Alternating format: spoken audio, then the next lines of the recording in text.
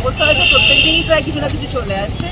রেস্টুরেন্টগুলো service দিতে পারছে না। আমি রাতের আমার রান্নাঘরের কথা বলবো, কালকে আমরা সবাই কাঠের চালে আমাদের শুটিং এর রান্না গ্যাসে হয়েছে, ছিল সিলিন্ডার, বাট আমাদের পুরো ইউনিটের রান্না কাঠের চালে হয়েছে। আমাদের 3:30টার সময় লাঞ্চ ব্রেক হয়েছে, which is very unfortunate। আর আমার নিজের বাড়িতেও সিলিন্ডার নেই, জানি না কি হবে।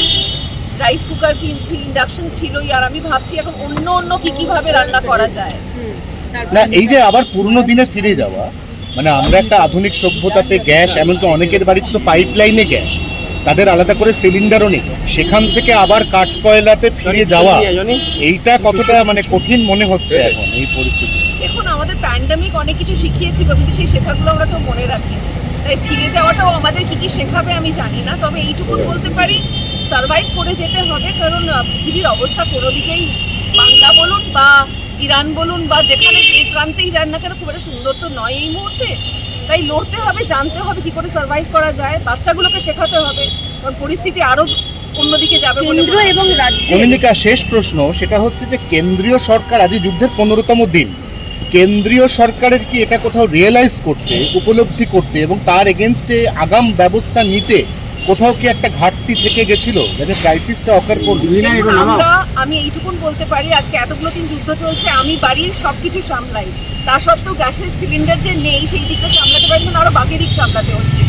কিন্তু যারা কেন্দ্রীয় সরকারি জায়গায় বসে আছেন তাদেরও নিশ্চয়ই আরো অনেক প্যারামিটার দেখতে হয়, বা এটার ক্ষেত্রেও হয়তো মানে এটা তো গ্যাস তো আর উড়োজাহাজে উড়ে আসবে না, গ্যাস আসবে শিপে, তার জন্য 1000 পারমিশন দরকার। আর এখন যেরকম অবস্থা, মানে যেভাবে বিভিন্ন জায়গা উড়িয়ে দেওয়া হচ্ছে, যেভাবে বোমা পড়ছে বা যে ধরনের বোমার কথা আমরা এখন কাগজে পড়ছি, সেই জায়গা থেকে সেফটিটার কথা মাথায় রেখে হয়তো একটু দেরি হয়েছে। আমার মনে হয় আমরা জনসাধারণ হিসেবে এইটুকুন বলতে পারি, কি করে আমরা সার্ভাইভ করবো, কি করে আমরা দিনগুলো কাটাবো, সেগুলো আমাদের একটু ভেবে নিতে হবে। আমি বলেছি যে যা হোক করে আমার বাড়িতে সিলিন্ডার নেই, লাস্ট সিলিন্ডারে কিছুক্ষণ মানে কিছু দিন হয়তো 2-1 দিন চলবে।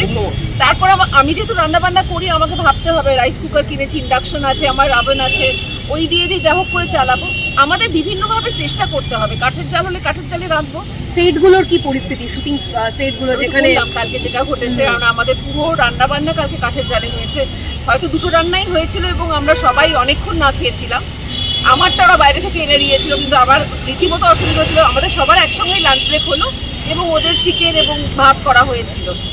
ঠিক আছে, একটু কষ্ট করব। মানুষ একটু প্যানিক বাইং করছে, অনেকে বলছে ব্যাপারটা কি আপনি নিজে যেরকম মনে করছেন? হ্যাঁ, সেটা তো হয়, যে কোনো যুদ্ধের আগে, যে কোনো প্যান্ডেমিকের আগে প্যানিক বাইংটা হয়। আমার যেমন বারবার মনে হচ্ছে যদি যুদ্ধের এখানে কোনো এফেক্ট করে বাজার কিনে রাখি, সেটা সকলেরই হয়, সেটা নর্মাল।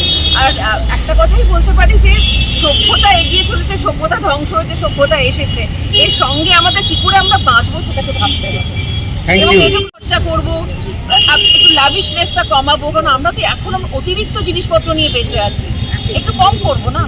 Thank you.